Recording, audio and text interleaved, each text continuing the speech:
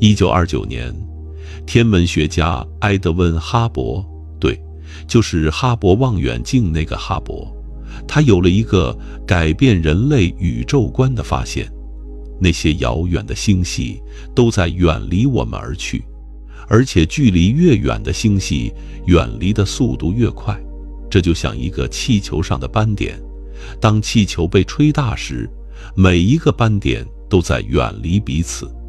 这个发现直接颠覆了人类对宇宙的古老想象。在那之前，人们以为宇宙是静态的、永恒的。牛顿就曾困惑于一个矛盾：如果万有引力总是吸引，那宇宙中的物质应该相互靠近，最终坍缩在一起啊！除非宇宙从一开始就在膨胀，恰好平衡了引力的吸引。哈勃的发现让这个除非变成了现实。爱因斯坦后来承认，他在1917年提出广义相对论时，曾为了得到一个静态宇宙的解，在方程中加入了一个宇宙学常数。得知哈勃的发现后，爱因斯坦把这个常数称为一生中最大的错误。但大爆炸理论的真正胜利来自3个独立的证据。第一个证据是宇宙的膨胀。哈勃的观测无可辩驳地表明宇宙正在膨胀。如果把时间倒推回去，那么在很久很久以前，宇宙应该处于一个极其致密、极其炽热的状态。这就是大爆炸的核心思想。第二个证据是元素起源。核物理学家计算表明，在大爆炸之后的几分钟内，宇宙中质子和中子的比例恰好能合成氢、氦、锂这些氢元素。而观测也证实，宇宙中大约75%的元素是氢，25%是氦，其他元素少得可怜。这与大爆炸核合成的预言完美吻合。第三个证据是宇宙微波背景辐射。1965年，物理学家彭齐亚斯和威尔逊在调试天线时，发现了一个奇怪的信号。无论把天线指向天空的哪个方向，都会接收到一种微弱的微波辐射。这种辐射的温度是 2.725 K， 零下270.425摄氏度，均匀地分布在整个天空。这就是宇宙大爆炸留下的余晖，像是一张宇宙在38万岁时的婴儿照片。凭借这3个支柱，大爆炸理论成为了宇宙学的标准模型。它解释了宇宙的过去、现在和未来，让人类第一次能够用数学语言描述宇宙的诞生与演化。这是20世纪最伟大的科学胜利之一。然而，是的，科学最迷人的地方就在于这个然而。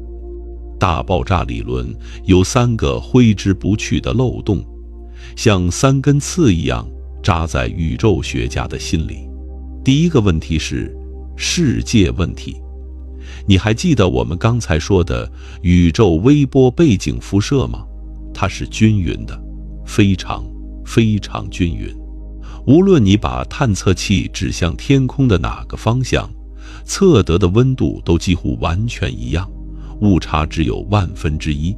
这意味着宇宙中相隔遥远的区域曾经有过某种交流，才能达到如此均匀的状态。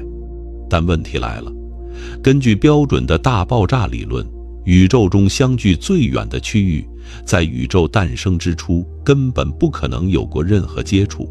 想象一下，你在地球的一端，我在地球的另一端，我们从未见过面，也没有任何方式传递信息，但我们的体温却精确的相同。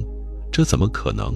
除非在我们见面之前有一个更早的时期，让我们的温度先同步了。这就是大爆炸理论面临的第一个难题。第二个问题是平坦性问题。爱因斯坦的广义相对论告诉我们，宇宙的几何形状可以是3种：开放的、闭合的，或者平坦的。这取决于宇宙中物质的密度。物理学家计算出了一个临界密度，如果宇宙物质的平均密度恰好等于这个临界值，宇宙就是平坦的。观测表明，我们宇宙的物质密度非常接近临界密度，精确到只有%几的误差，这太巧了。就像你在沙漠里扔一颗石子，它恰好滚进了一个刚好能容纳它的凹陷处。但在大爆炸理论中，宇宙密度应该随着时间演化而远离临界值，而不是恰好停留在它附近。除非宇宙在早期经历了某种调整机制，把密度设定在了临界值附近。第3个问题更加诡异，理论物理学家预言，在大爆炸的极高能量下，应该会产生一种叫磁单极子的粒子。就像电荷有正负之分，磁极也应该有南北之分，但我们从未在自然界中观测到孤立的磁单极子。磁铁总是同时拥有南北2极。然而按照标准大爆炸理论，磁单极子的密度应该非常高，高到我们今天应该能轻易观测到它们，但我们观测不到。这就是所谓的磁单极子问题。这3个问题就像是贴在宇宙脸上的创可贴，你不接它就一直在，接了反而更难看。他们在问，为什么宇宙如此均匀？为什么宇宙如此平坦？为什么我们找不到理论上必然存在的东西？大爆炸理论能够描述宇宙的演化，却无法解释这些初始条件。它告诉我们宇宙从何而来，却没有告诉我们宇宙为何如此。而暴胀理论就是为了优雅地撕掉这张创可贴而诞生的。第2章，暴胀理论的诞生。一个人改变了一切。1980年，美国麻省理工学院的物理学家阿兰·古斯在研究磁单极子问题时，意外发现了一个惊人的可能性。古斯当时在思考一个纯粹的理论问题：在大统一理论预言的极高能量下，宇宙应该产生大量的磁单极子，但我们没有观测到它们。为什么？就在凌晨3点，在 MIT 的办公室里，古斯开始了一系列计算。他的妻子已经睡着了，家里很安静。古斯在纸上写画画，遇到了一个问题：他没有足够的纸。传说中，他从抽屉里翻出了一叠纸，结果发现那是他妻子准备写购物清单的纸。他不得不在背面继续计算，最后他甚至用起了厨房里的餐巾纸。这个厨房公式后来改变了人类对宇宙的认知。古斯的核心思想是这样的：也许在宇宙早期存在着一种特殊的场，我们现在叫它暴涨场。这个场有一种特殊的性质，它产生的不是普通的引力，而是一种排斥引力。这听起来很违反直觉。我们都知道引力是吸引的，怎么可能有排斥的引力？但广义相对论告诉我们，在某些特殊条件下，引力确实可以表现为排斥。在暴胀理论中，暴涨场产生的就是这样一种反引力，它在极短的时间内把宇宙推开，产生了指数级的膨胀。古斯的第一篇论文只有4页，发表在《物理评论快报》上，题目是早期宇宙的超世界膨胀作为大统一理论的解。这个标题看起来平淡无奇，但它的内容震撼了整个物理学界。很快，古斯发现，他的理论不仅能解决磁单极子问题，还能同时解决世界问题和平坦性问题。让我们来仔细看看暴胀是如何工作的。想象宇宙在大爆炸之后的状态。最初，宇宙非常非常小，小到可以装进一个原子核。在这个尺度上，量子力学的不确定性占主导地位，宇宙处于一种沸腾的混沌状态。然后，暴涨场开始发挥作用。暴涨场的行为可以类比为山顶上的一个球，在普通情况下，球会从山顶滚落到山谷中，但在量子世界里，球有可能碎穿到另一座山，或者暂时停留在山顶。暴涨场就像这样一个山顶，它不是稳定的最低能量状态，而是处于一个亚稳态。当暴涨场处于这个亚稳态时，它会产生巨大的排斥压力，推动空间以指数级方式膨胀。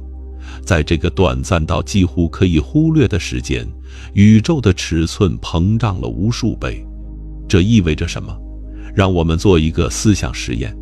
如果把暴胀前的宇宙比作一颗灰尘，那么暴胀后的宇宙就相当于整个银河系，一颗灰尘银河系。或者换个说法，如果把一个瞬间比作1秒钟，那么把宇宙膨胀到现在的规模，用暴胀的速度，只需要等等。这个比较太疯狂了，让我们换一个方式。想象你有一张世界地图，我们把它铺开。现在把这张地图缩小到可以放在针尖上，暴胀前的宇宙就这么大。然后在不到1秒钟的时间里，这张地图被放大到了整个太阳系的尺度，这就是暴胀的速度。在暴胀发生之前，宇宙中那些即将成为我们今天观测到的宇宙微波背景辐射的区域，其实都处于一个很小的范围内，它们有机会交流，并达到温度均匀。然后暴胀发生了，在指数级的膨胀中，这个均匀的区域被拉伸到了远远超出我们可观测范围的尺度。这就解释了为什么宇宙微波背景辐射如此均匀，因为在暴胀之前，宇宙的这个区域已经充分混合了。就像你把一滴墨水滴入一杯水中，墨水会均匀扩散。暴胀之前的宇宙就是这样一杯均匀的墨水，而暴胀把它拉伸到了整个宇宙。同样，暴胀也解释了平坦性问题。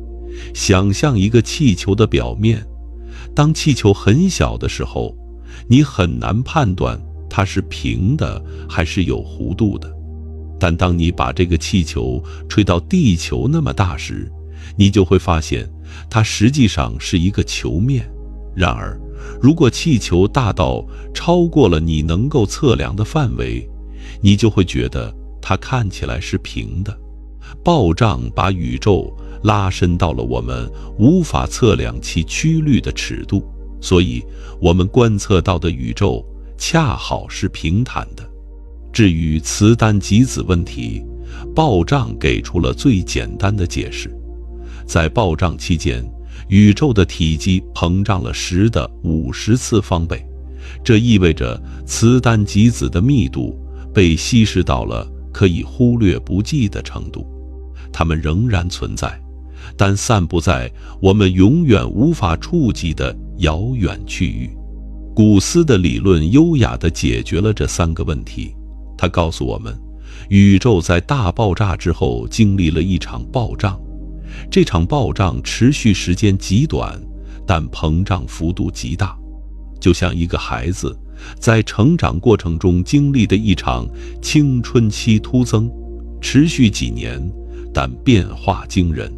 当然，暴胀理论最初只是一个假说，它需要实验的验证，需要更多的数学细节，需要一代代物理学家的打磨和发展。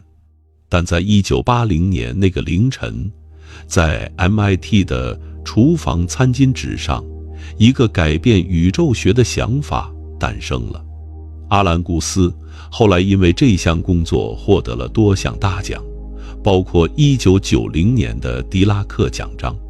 2017年，他加入了微软量子计算研究团队，继续探索宇宙的奥秘。而他在餐巾纸上写下的那些公式，至今仍是宇宙学教科书中最激动人心的篇章之一。第3章，量子涨落。宇宙的骰子决定了我们。现在，让我们深入到宇宙最微观的层面，去看看暴胀时期真正发生了什么。暴胀不仅是空间的几何膨胀，它还与量子力学有着深刻的联系。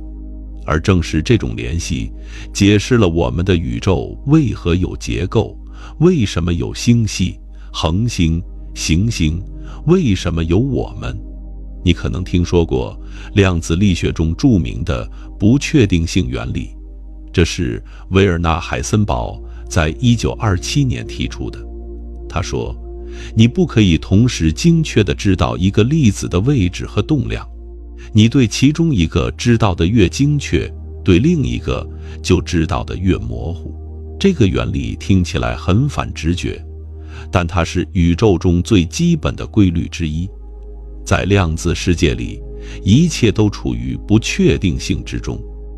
粒子可以同时是波，又是粒子，可以同时存在于多个位置，可以用隧穿的方式穿过看似不可逾越的障碍。在暴胀发生之前，宇宙的尺寸只有亚原子级别。在这个尺度上，量子力学占主导地位。宇宙不是一个平滑的、均匀的整体，而是一个沸腾的、躁动的量子海洋。想象一片平静的湖面，如果你从足够远的地方看，湖面似乎是平的，但如果你是湖中的一只蚂蚁，你就会发现湖面上到处都是涟漪，每一个涟漪都是一个微小的波动。暴涨场在暴胀期间就是这样的状态，它不是完全均匀的。在量子力学的不确定性作用下，暴涨场在不同位置会有微小的起伏，物理学家称之为量子涨落。这些涨落有多小？在暴胀开始时，它们可能只有10的-50次方米级别的尺度，比质子还要小几十亿倍。从宏观角度看，它们完全微不足道。但暴胀发生了，当指数级的膨胀把这些量子涨落拉伸到宏观尺度时，一切都变了。就像一只蚂蚁在湖面上掀起的涟漪，在被拉伸到整个湖泊的尺度后，变成了可见的波浪。这些微小的能量差异被暴胀放大后，成为了宇宙中物质分布的种子。想象一下暴胀结束时的宇宙，它非常均匀，但在均匀中有着极其微小的密度差异，有些地方稍微密一点，有些地方稍微稀一点。这些差异有多小？大约只有10万分之一。换句话说，如果把宇宙比作一碗汤，它的密度几乎是完美均匀的，但有10万分之一的区域稍微浓稠一些。正是这10万分之一的差异，成为了宇宙结构形成的基础。在引力的作用下，密度稍高的区域开始吸引周围的物质，逐渐变得更大更密。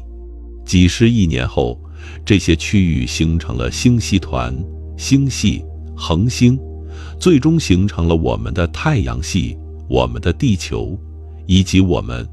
这就是暴胀理论告诉我们的。我们看到的每一个星系，听到的每一颗星星的光芒，甚至我们自己的身体，都起源于宇宙诞生之初的那场量子骰子游戏。暴胀场在量子涨落中产生的随机性，被指数级的膨胀冻结，并放大成了宏观世界的结构。从这个角度看，宇宙的命运确实像是被掷骰子决定的。但这里有一个更惊人的细节，物理学家发现，暴胀产生的量子涨落有一个特殊的性质，它们不是完全随机的，而是有着某种偏好。具体来说，暴涨场产生的密度涨落遵循一种特殊的模式，叫做近标度不变谱。你可以把它想象为，如果把宇宙中的密度涨落按照波长分类，你会发现，无论你观察哪个尺度，长波和短波的比例都大致相同。这就像一段白噪音，无论你截取哪个片段，高频和低频的分布都差不多。这个近标度不变的特性是暴胀理论的一个关键预言，而这正是暴胀理论与观测相符的重要原因之一。我们的宇宙就这样从一个量子涨落的骰子游戏中诞生了。我们的位置，我们的星系，我们的存在，都取决于138亿年前那场量子骰子的掷骰结果。这听起来像是纯粹的随机，但实际上，暴胀理论告诉我们，这个骰子是被灌了铅的。量子涨落的分布不是完全任意的，它们遵循暴胀动力学决定的特定模式。我们是幸运的，恰好那10万分之一的密度差异，恰好孕育出了星系和生命。如果骰子的结果不同呢？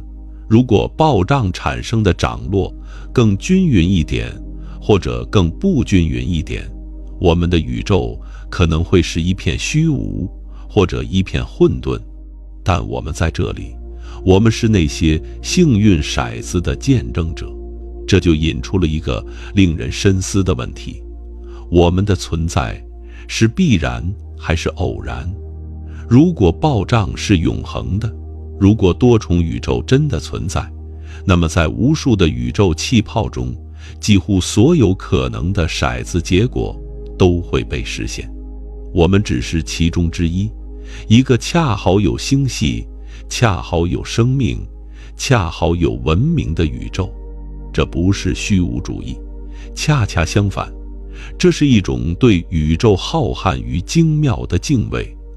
我们能够存在本身就是一个奇迹，一个跨越了138亿年，从量子涨落到宏观结构的奇迹。第4章，证明暴胀。 WMAP 与普朗克卫星的宇宙画像。一个理论再优美，如果不能被实验验证，就只是空中楼阁。幸运的是，宇宙自己就记账，它把暴胀的痕迹刻在了宇宙微波背景辐射里，等待我们去解读。让我们先理解一下什么是宇宙微波背景辐射。我们在第1章提到过，它是宇宙大爆炸后38万年时发出的余晖。那时候，宇宙从等离子体状态冷却到电子与原子核结合成原子的程度，光子终于可以在宇宙中自由传播，这就是宇宙的第一束光。但这束光不是完全均匀的，在它穿越宇宙的旅程中，它会与物质发生微弱的相互作用，留下沿途的风景照片。这些照片上的细节就是宇宙微波背景辐射的温度涨落，有些地方稍微热一点，有些地方稍微冷一点。暴胀理论预言，这些温度涨落应该具有近标度不变的特性，而且暴胀还会产生一种特殊的信号，叫做原初引力波。这些引力波会在宇宙微波背景辐射中留下偏振模式，像是宇宙的第一张照片上的水印。2003年，美国宇航局的 WMAP 卫星、威尔金森微波各项异性探测器发布了第一张详细的宇宙微波背景辐射全天图。这张图片的精度比之前的观测提高了30倍，足以检验暴胀理论的关键预言。结果震惊了整个宇宙学界。WMAP 的观测数据与暴胀理论的预言精确吻合，温度涨落的功率谱，也就是不同尺度上涨落强度的分布，与近标度不变预言惊人的一致。更重要的是，数据支持宇宙是平坦的，这正是暴胀理论的核心预言之一。具体来说， WMAP 测量到的宇宙组成是：普通物质占 4.4%， 暗物质占 22.7%， 暗能量占 73%。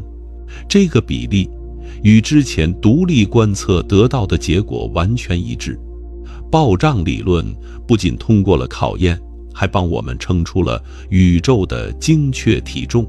WMAP 的观测精度达到了小数点后5位，这意味着，如果你预测某个值是 100.00000， 观测值可以是 100.00001 或 99.99999， 都在误差范围内。这种精度对于宇宙学来说是革命性的。2003年到2012年间， WMAP 持续观测，不断完善着我们对宇宙的认识。每一次数据更新都让暴胀理论的根基更加牢固。但故事还没有结束。2013年3月21日，欧洲航天局的普朗克卫星发布了它的第一组数据。这颗以德国物理学家马克思·普朗克命名的卫星，携带着人类有史以来最精密的微波探测器，目标是以前所未有的精度描绘宇宙微波背景辐射。普朗克的观测精度是 WMAP 的10倍。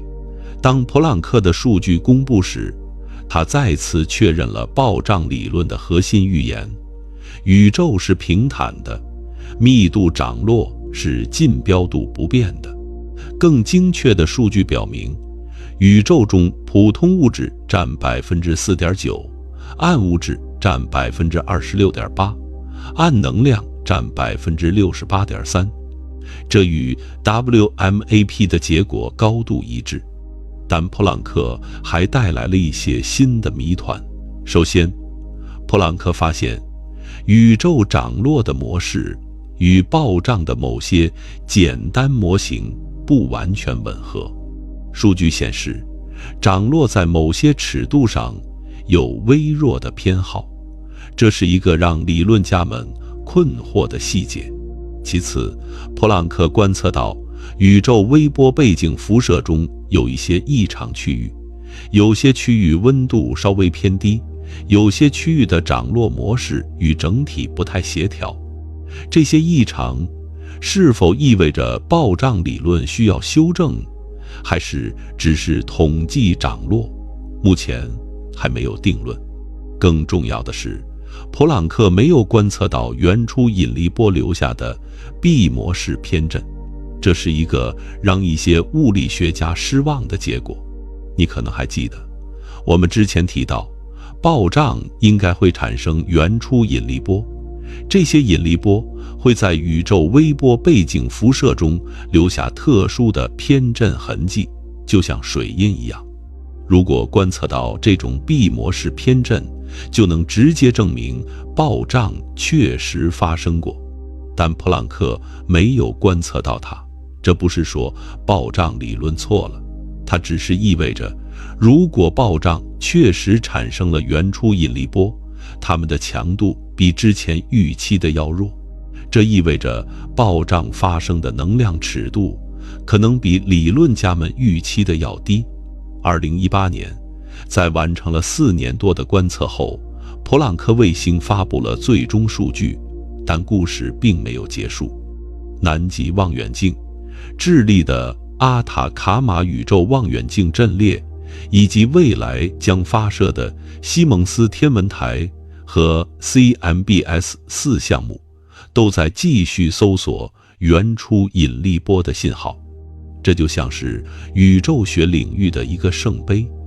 如果有一天我们真的观测到了暴胀留下的原初引力波，那将是人类历史上最伟大的发现之一。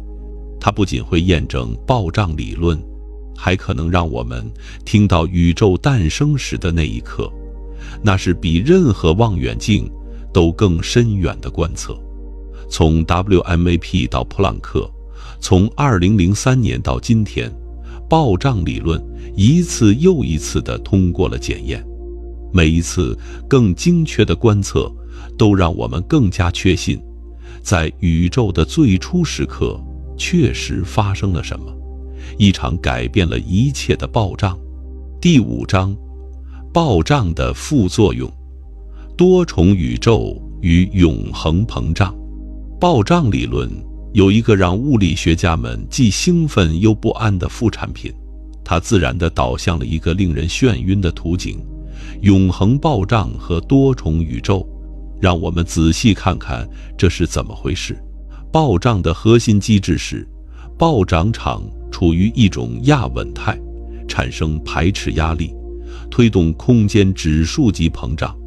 当暴胀结束时，暴涨场会衰变，就像一个不稳定的原子核会衰变一样，释放出它的能量，产生我们今天看到的基本粒子和辐射。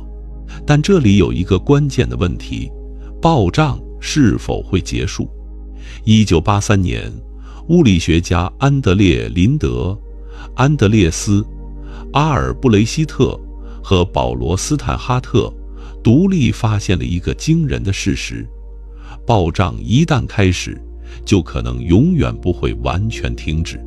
原因在于量子涨落。我们之前说过，暴涨场会因为量子不确定性而发生涨落。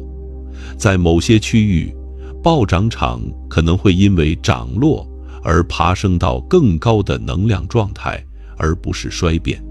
这意味着这些区域会继续暴胀，产生更多的子区域，而这些子区域又会因为量子涨落而继续暴胀。这就是永恒暴胀。想象一个不断生长的珊瑚礁，每个珊瑚虫都在产生新的珊瑚礁，但同时一些珊瑚虫会死去，被新的珊瑚虫取代。在永恒暴胀中，宇宙的暴胀区域不断产生新的暴胀区域，而暴胀结束的气泡宇宙，就像是从这个永不停止的海洋中冒出的气泡。在林德的图景中，我们的可观测宇宙只是某个暴胀区域中降生的一个气泡，在这个气泡之外，还有无尽的暴胀正在进行，而在这些暴胀区域之间，是我们的望远镜永远无法触及的多重宇宙。更惊人的是，每个气泡宇宙可能拥有不同的物理定律。在暴胀结束后，暴涨场衰变成各种粒子和辐射，但这个过程可能不是完全均匀的。在某些区域，暴涨场衰变的细节可能略有不同，这可能导致基本常数的不同，比如光速、引力强度，甚至电子的电荷。这就意味着，在多重宇宙中，每个气泡宇宙都是一部不同的剧本。在某些宇宙里，可能只有氢和氦，永远无法形成复杂的分子。在另一些宇宙里，引力可能比现在强得多，所有物质都会迅速坍缩成黑洞。还有些宇宙里，可能根本没有稳定的原子，只有无尽的辐射。我们碰巧生活在一个剧本恰好允许生命存在的宇宙里。这是一种人则原理。我们之所以观察到这样的宇宙，是因为如果它不是这样的，我们就不会在这里观察它。现在，让我们回到你脚下那块地板的原子。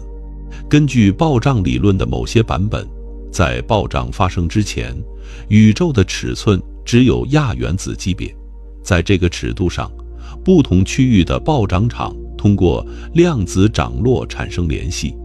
当暴胀把这些区域拉伸到宇宙尺度时，它们的量子关联被稀释，但某些量子特性可能以微妙的方式保留下来。这意味着，你脚下的原子和某个遥远星系的某颗恒星，在暴胀之前曾经处于量子纠缠状态。这是量子力学中最诡异的现象之一。两个粒子即使相隔光年，也仍然保持着某种即时关联。当然，这种关联在暴胀后已经被完全稀释了。我们的原子和那颗星星现在没有任何实际的物理联系，但这在概念上仍然令人着迷。在某种意义上，你的原子和宇宙中某些遥远的结构同宗同源。多重宇宙的图景在科学家中引发了激烈的争论。一些物理学家认为，多重宇宙是一个危险的伪科学概念，它无法被证伪。任何观测结果都可以用其他宇宙有不同的物理定律来解释。如果一个理论能够解释一切，那它实际上没有解释任何东西。另一些物理学家则认为，多重宇宙可能是暴胀理论不可避免的推论。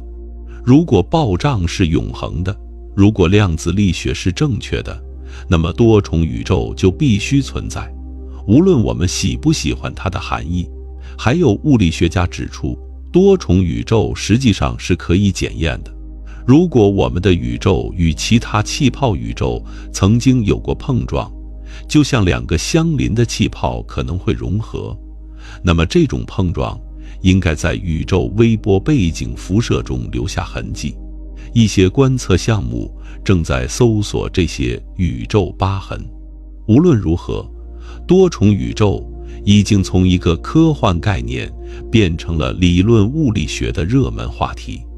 它让宇宙学的疆域从一个宇宙扩展到了无限多个宇宙。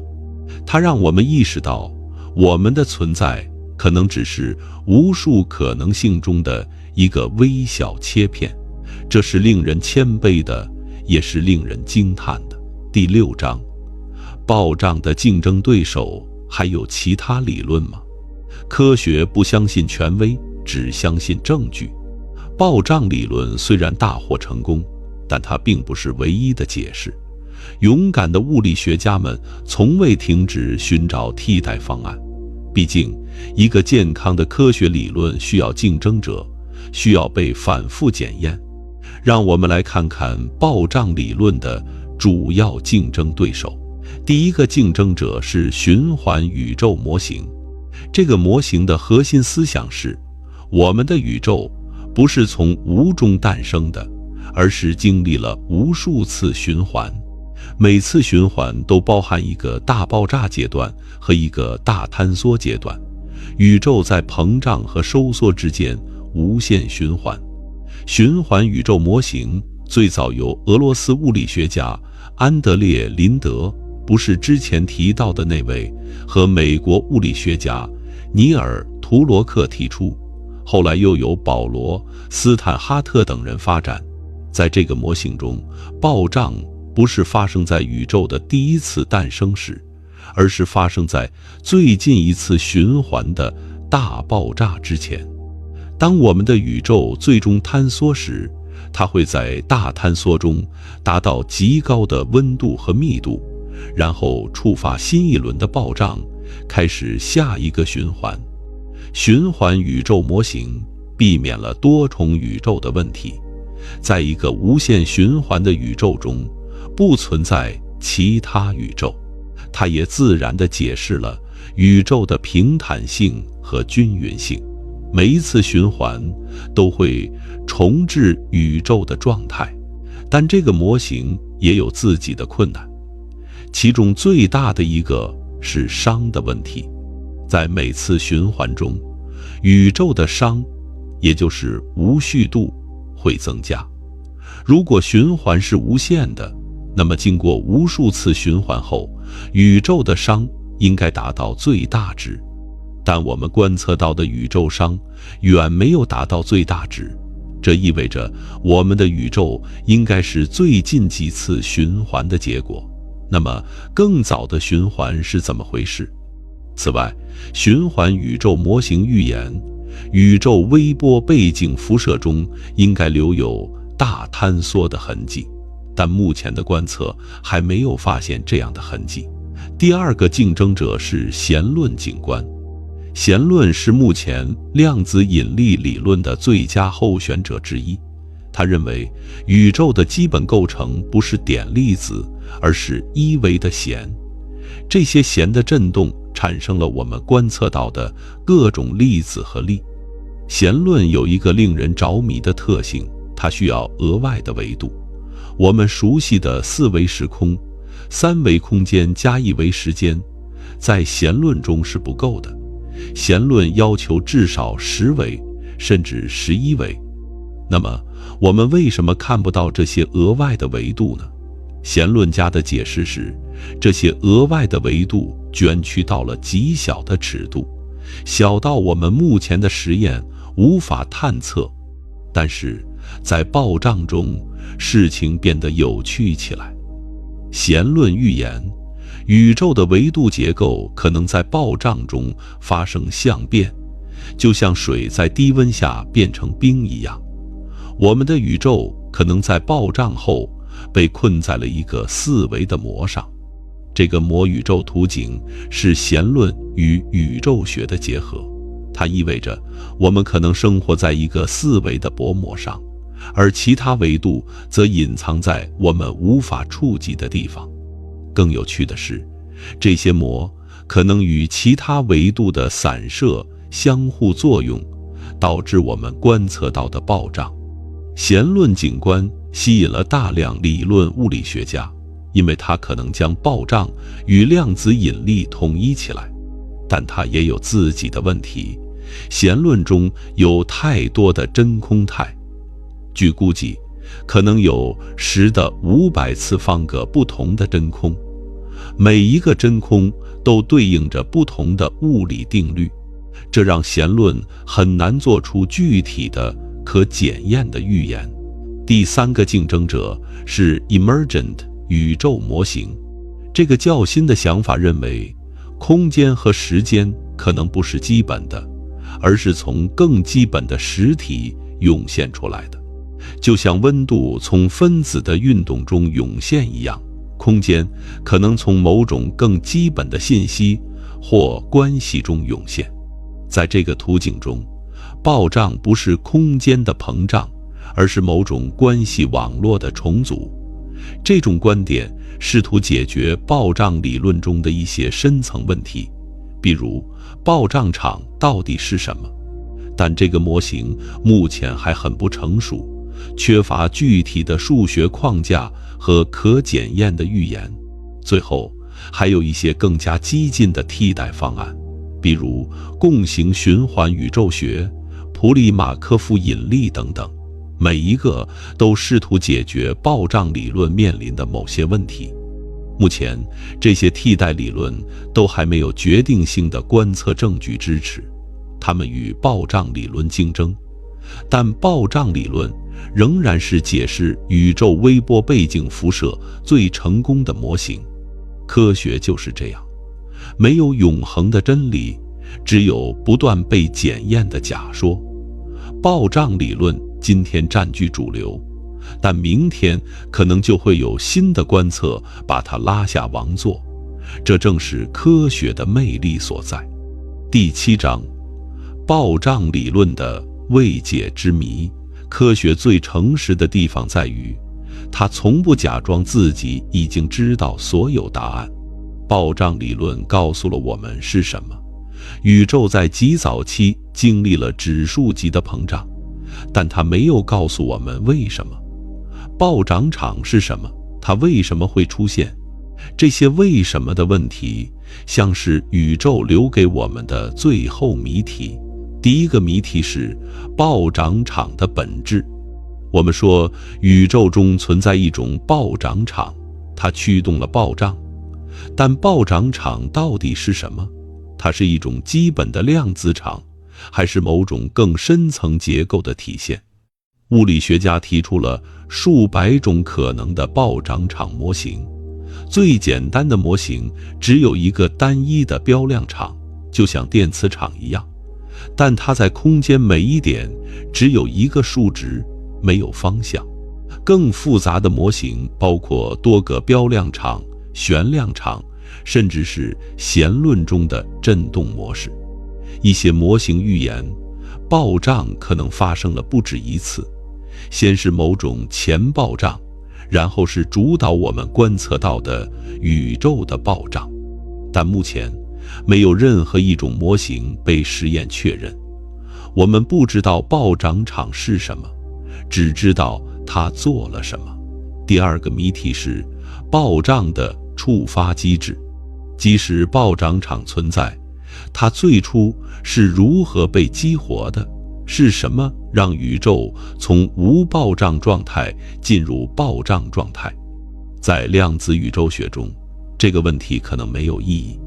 宇宙从一开始就被设定为暴胀，但在其他一些框架中，暴胀的起始是一个真实的动力学问题。一些理论认为，暴胀可能始于一个特定的量子隧穿事件。宇宙通过隧穿，从一个假真空进入真正的暴胀状态，但这需要更多的理论工作来详细描述。第三个谜题是暴胀的结束机制。我们知道暴胀最终会结束，暴涨场会衰变，产生我们今天看到的粒子和辐射，但这个过程是如何精确进行的？在某些模型中，暴胀是平稳结束的，暴涨场缓慢地滚落到最低能量状态，产生一个软着陆式的过渡。在另一些模型中，暴胀可能是突然结束的，就像一个亚稳态突然崩塌一样。暴胀结束的方式决定了宇宙在暴胀后的再加热过程，也就是宇宙充满热辐射的过程。这个过程的具体细节会影响宇宙的演化，甚至可能留下可以被观测到的信号。第四个谜题是原初引力波的强度。暴胀应该产生原初引力波，这些引力波会在宇宙微波背景辐射中留下偏振信号，但我们已经提到，普朗克卫星没有观测到这种信号。这可能意味着暴胀发生的能量尺度比预期低，也可能意味着我们需要更灵敏的探测器。一些未来的观测项目正在设计来寻找这些信号。最后一个谜题也许是最深刻的，暴胀是真实的物理过程，还是一个有效的唯象学描述？我们观测到宇宙是平坦的、均匀的，暴胀可以解释这些，但也许有其他理论也能解释这些观测，而不需要真正的暴胀。也许暴胀只是我们用来填补空白的数学构造。一些批评者指出，暴胀理论有一个令人不安的特性，它似乎能适应几乎任何观测结果。无论我们观测到什么，都可以用调整暴胀参数来解释，这让暴胀变得过于灵活。支持者反驳说，这恰恰是暴胀的力量所在，它能够解释多个不同的问题，而不是孤立地处理每一个问题。而且暴胀做出了具体的可检验的预言，近标度不变，空间平坦，这些预言已经被精确验证。这个争论可能需要下一代观测设备和更深入的理论工作来解决。不管怎样，暴胀理论留给我们的最大启示可能是，在宇宙面前，我们还有太多不知道的。138亿年的演化让我们能够提出这些问题，但答案仍然隐藏在时空的深处。终章，暴胀理论教给我们的宇宙观，让我们从宇宙的尺度回到我们自己的位置。暴胀理论让我们意识到，宇宙的常识往往是错的。在人类历史的很长一段时期，人们以为宇宙是静态的、永恒的。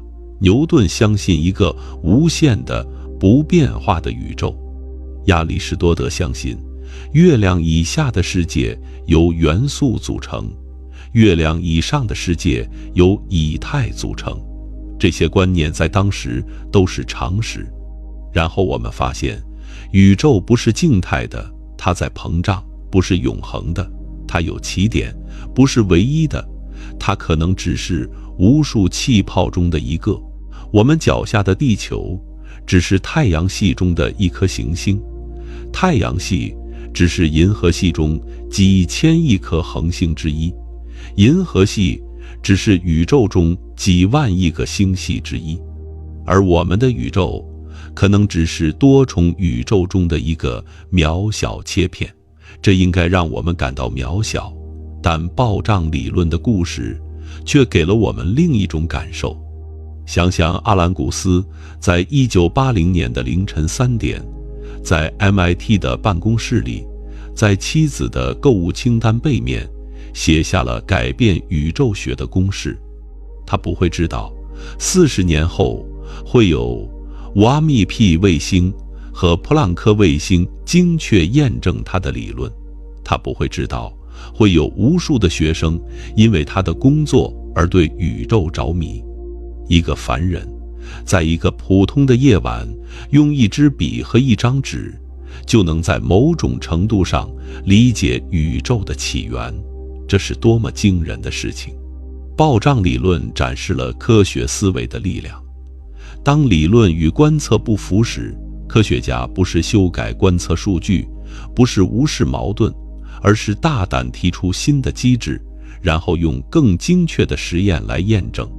古斯提出暴胀理论时，它只是一个假说，但科学家们没有停在听起来不错这一步，他们继续工作，完善理论，设计实验，发射卫星，然后观测结果来了，与理论惊人的吻合。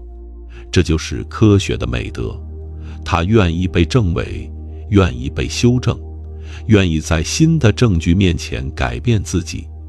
一个不会改变的理论是死的理论，一个敢于改变的理论才是活的理论。晚安。